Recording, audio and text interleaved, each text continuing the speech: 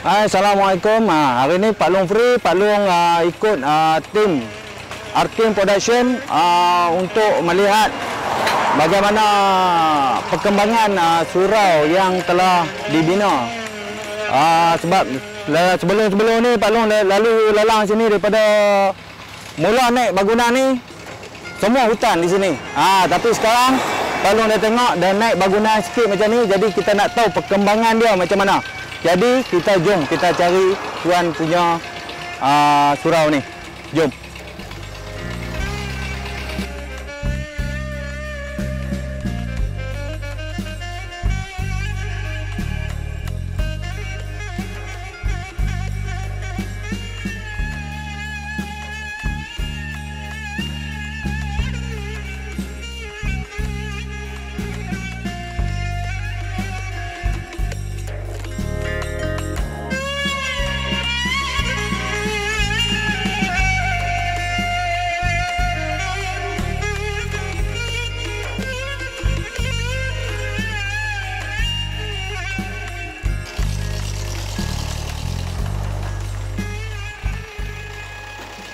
Assalamualaikum bang. Bang, saya nak jumpa abang sekejap, boleh tak? Saya ada nak sembang sikit. Boleh Okey, baik-baik. Macam bang.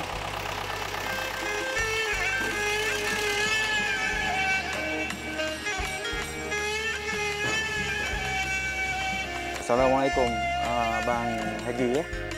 Waalaikumsalam. Haji nama? Saya nama penuh Mak Daud Abdul Rahman. Tapi banyak orang panggil Haji Daud je. Okey. Jadi saya panggil Haji Daud lah nah. Haji Daud. Okey. Sebab saya ada pernah duk selalu lah kat sini. Saya dah tengok bangunan ni daripada kosong, tak ada apa sampai sekarang ni. Saya tengok dah naik satu bangunan macam masjid lah, macam masjid ya. Jadi macam mana tercetusnya idea untuk nak bina masjid ni? Terlebih dahulu saya kenalkan diri saya lah. Saya dikenali di luar sana orang panggil Haji Daud. Kawan-kawan semua Haji Daud lah. Tak kala tu 2016 saya pergi melawat satu negara iaitu Turki. Bila melawat Turki, banyak saya tengok seni-seni bina yang berbentuk Islamik lah. Berbentuk Islamik di sana. Jadi bila saya tengok, terfikir datangnya idea nak buat bangunan. Paling tidak tak dapat 1% pun, dapat 10% pun jadilah. Berkaitan dengan pembinaan berbentuk Islamik ni. Jadi tercetuslah di hati kita. Saya duk buat sebelum ni, saya duk buat rumah kebajikan berbentuk kalamullah, hafal Quran. Jadi masa itulah saya teringat dan saya berasa teringin sangat. Sebelum ni saya ada sedikit pengalaman membina dan juga kerja-kerja buruh kasar ni. Jadi saya teringin nak buat dan saya pun panggil kawan yang mahir tentang bangunan, iaitu dia sebagai pelukis pelan. Jadi bila saya berkongsi dan bercerita apa yang maksud hala tuju saya, jadi dia pun beri sokongan dan beri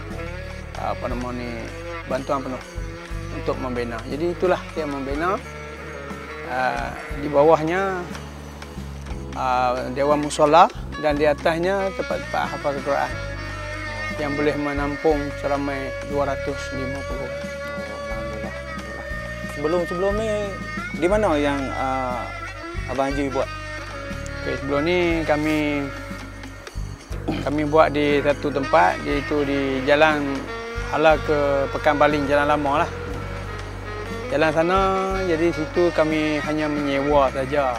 Kami menyewa, kebaikan tuan tanah tadi memberi kami sewaan selama 10 tahun. Jadi dalam masa 10 tahun tu kami perlahan-lahan cari tempat lah. Akhirnya Allah Ta'ala bagi peluang dan jodoh kami di sini. Itu yang kami buat di Kampung Padan Dan Tiak. Kupang, Bali, Kedah. Alhamdulillah berhampiran Jarak dengan, lebih kurang 10 km. Ya, berhampiran dengan sebelah dengan highway. Highway. Batuas ke Kelantan apa kan? Ya, ke Pantai Timur dan sebagainya. Ya. Okey. Macam mana dengan di segi apa orang kata kos untuk nak buat ni banyak bantu daripada mana-mana pihak?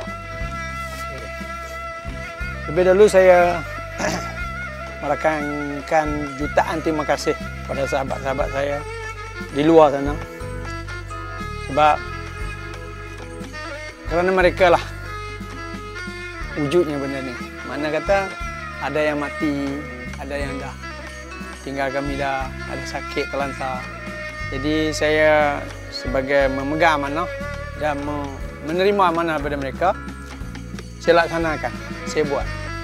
Jadi 95% yang saya buat ni adalah hasil daripada sumbangan kawan-kawan, orang yang saya kenal dan tidak kenali, tabung dan sebagainya. Terima kasih sangat-sangat. Jadi kami, sekali lagi, sikit lagi saya tambah. Jadi itulah terjatuh dan terbenanya dua bangunan ni dengan cepat sekali. Ya, alhamdulillah macam tu. Alhamdulillah. Okey, untuk buat bangunan ni, masjid nah. Masjid Khairul Jamil. Okey, Masjid Khairul Jamil. Khairul Jamil Okey, ni dia apa nama? Memang ada cari kontraktor mana ke ataupun tuan haji yang cari kawan-kawan ke ataupun buat sendiri ke macam mana? Baiklah, sebelum ni saya berpengalaman saya bekerja sebagai buruh kasar untuk membina bangunan-bangunan dan sebagainya lah. Jadi kita tahu sikit lah spek-spek bangunan, spek-spek cara nampak tu. Akhirnya saya buat sendiri dan di nasihat oleh kawan saya, kawan yang bahagian ni lah, bahagian pembangunan. Dia sebagai pelukis dan arkitek plan lah. Okey. Dah lama mana dah bangunan ni yang daripada awal sampai sekarang sampai jadi macam ni lah? Dah berapa lama dah? Terima kasih, soalan tu agak sukar nak jawab, tapi oleh kerana soalan orang nak tahu juga kan, orang luar sana, kawan-kawan nak tahu. Ya, betul. Sebab yang kami bina ni duit dalam paket anda. Ya, betul. Duit dalam paket anda. Jadi tergantung pada orang kata kedatangan duit tu. Ya. Kalau duit tu datang banyak, cepatlah berjalan. Okey. Maknanya daripada siapa yang menyumbang, ada apa bagi dari segi kewangan apa semua, banyak mana ya, apa yang kita dapat, kita beli barang. Kita laburkan dalam ni. Ya, betul. Itu hak mereka kan. Ya. Kami cuma kami gunakan pembantu-pembantu itu sebagai imbuhan lah. Di mana-mana pun kena bagi juga kan. Ya, betul. Sebagai orang kata apa, duit titik peluh mereka kan. Betul. Jadi itulah saya masuk di sini ni. Pasal saya kagum tengok keadaan dengan segi bina dan bentuk dia. Memang kalau kata siap satu batu, memang saya kata memang cantik lah. Selain daripada penuntut-penuntut ni yang untuk mendalami agama, untuk membaca Quran apa semua kan. Selain daripada tu, apa lagi yang dia orang akan lakukan di sini? Lebih dulu saya sebelum masuk dalam menceburi bidang Mahat Tahfiz ni, saya dulu bekerja sebagai baik pulih kenderaan. Jadi saya duk buat baik pulih kenderaan, cat, ketuk bodi kemalangan, dan baik pulih enjin. Jadi ilmu yang ada pada saya tu, saya rasa saya perlulah luahkan kepada anak-anak ataupun yang saya sebutkan tadi, pelajar-pelajar yang ada, kita isi kekosongan. Yang mana hari ini ada kekosongan, bukan yang mari semua sini, bukan yang semua yang minat belajar, tapi oleh kerana terpaksa akur dengan kedua orang tua hantar ke Mahat Tahfiz. Jadi orang tua ingat dia balik tu dapat 30 juta, sebaliknya dia balik dapat dengan ijazah boleh buka enjin dan sebagainya. Itulah. Dia untuk bila belajar ni dunia pun dia boleh, akhirat pun dia boleh, insya-Allah kan. Amin amin amin. Okey. Jadi saya nak tanyalah daripada Tuan Haji, kok ada nak sampai apa-apa dekat penonton yang ada di luar sana tu? Ya. Sila.